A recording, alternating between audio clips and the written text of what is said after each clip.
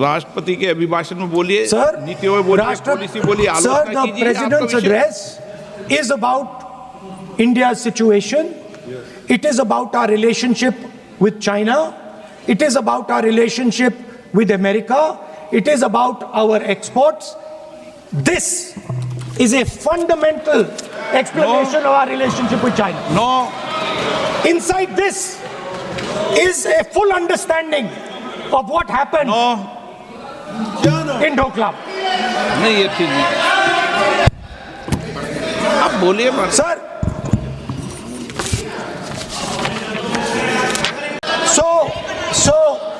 so Narawane ji writes. No, I'm not quoting that.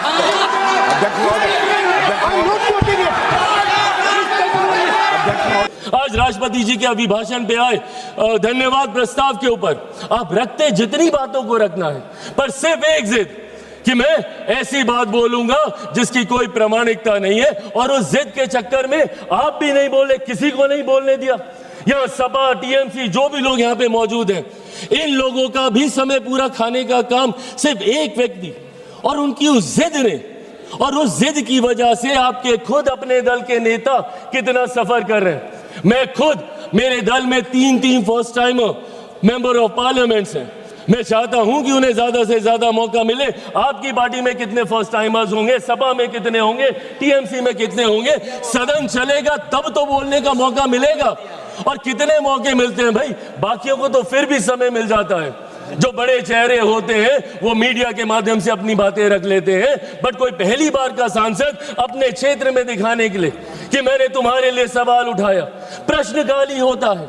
उनके पास यही 0 our होता है, या अगर कभी कोई डिबेट होती है तो उनकी पार्टी उनको मौका देती है। यही मौके होते हैं ना, तो इन मौकों का इस्तेमाल करने की बजाय अगर संसद में गतिरोध ही चलता रहेगा, संसद को आप चलने ही नहीं देंगे। और क्यों नहीं चलने देंगे? सिर्फ एक जिद की वजह से। और जिद पे क्या याद आता है? अधिकार, बोलने का अधिकार, बोलने का अधिकार। आपकी ड्यूटीज कहां जाती है?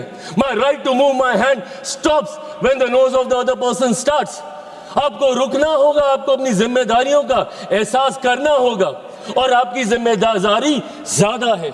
आप विपक्ष हैं, विपक्ष का काम है सरकार को घेरना। घेरिए। रोज सुबह हम मंत्री तैयारी करके आते हैं, रात भर हम लोग बैठते हैं कि कल सदन में सवाल है, पूछिए सवाल, देंगे हम जवाब। अकाउंटेबिलिटी तय कीजिए, बट अकाउंटेबिलिटी तय करने की रिस्पॉन्सिबिलिटी आपके ऊपर है। ये आपकी जिम्मेदारी है कि हमारी जवाबदेही को आप तय करें, पर यह जवाबदेही आप तय नहीं कर रहे। प्रश्नकाल नहीं चलने देते, शून्यकाल नहीं चलने देते। क्या ये वो मंच नहीं है? सदन में सिर्फ आप एक विषय पर बोलेंगे तभी आपकी बात दर्ज की जाएगी। और यही कारण है कि एक के बाद एक देश की जनता इन्हें नकारने का काम कर रही है। मैं बिहारी हूं, बिहार की धरती से आता हूं।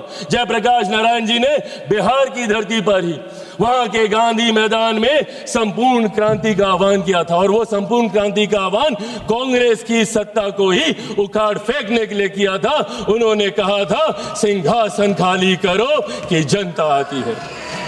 और आज वही काम देश की जनता के समर्थन से मेरे प्रधानमंत्री कांग्रेस मुक्त भारत करने का कर रहे हैं। क्यों? क्योंकि आपका आचरण ऐसा है। इस तरीके के आचरण को कतई नहीं स्वीकारा जा सकता।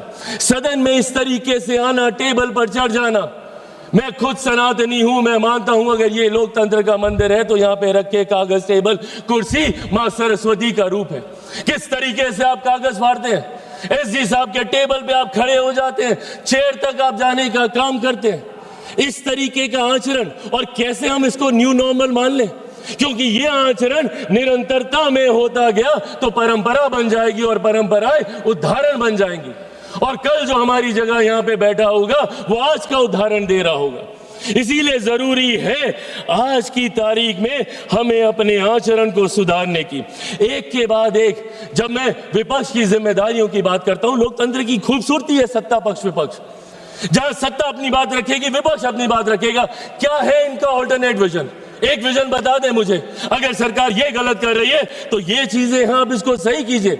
ऑल्टरनेट विजन आप देंगे नहीं, सिर्फ आरोप लगाएंगे और लोगों को भ्रमित करने का काम करेंगे। आज तक इन लोगों ने लोगों को सिर्फ विपक्ष ने डराकर अपनी तरफ करने का काम किया। एक के बाद एक ऐसे मुद्दे उठाते हैं और उसको लेकर भ्रम फैलाने का काम करते हैं।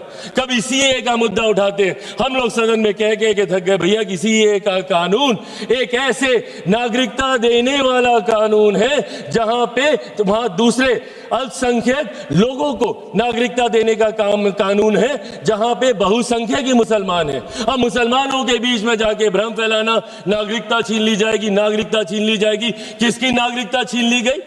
पूरी लोकसभा का चुनाव ये लड़ते रहे कि अगर वापस से मोदी जी तीसरी बार आ गए तो संविधान की हत्या हो जाएगी, लोकतंत्र समाप्त हो जाएगा, आरक्षण समाप्त कर दिया जाएगा। किसका आरक्षण छीन लिया गया? कहां का लोकतंत्र समाप्त हो गया? कौन से संविधान की हत्या कर दी गई? एक के बाद झूठ बोलना और इस तरीके से लोगों को भ्रमित करना। और अब नया हथियार इनको मिला एसआईआर को लेकर। एसआईआर को लेकर सदन नहीं चलने देंगे, उसको लेकर हंगामा करेंगे। अरे प्रभु, एसआईआर पहली बार थोड़ी हुआ, आपके समय पे भी हुआ था। उस वक्त क्या हो गया एसआईआर को लेकर? और एसआईआर का जवाब तो बिहार की जनता ने दिया ना।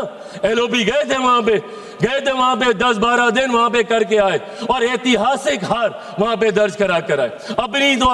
अपने साथी दलों की भी ऐतिहासिक हार वहां पे दर्ज करा कर आए। हकीकत यह है कि एसआईआर नहीं, जो ये वोट चोरी बोलते हैं, वोट चोरी नहीं, इनका जनादेश चोरी होता जा रहा है। और इस बात का एहसास ही इनको नहीं हो रहा।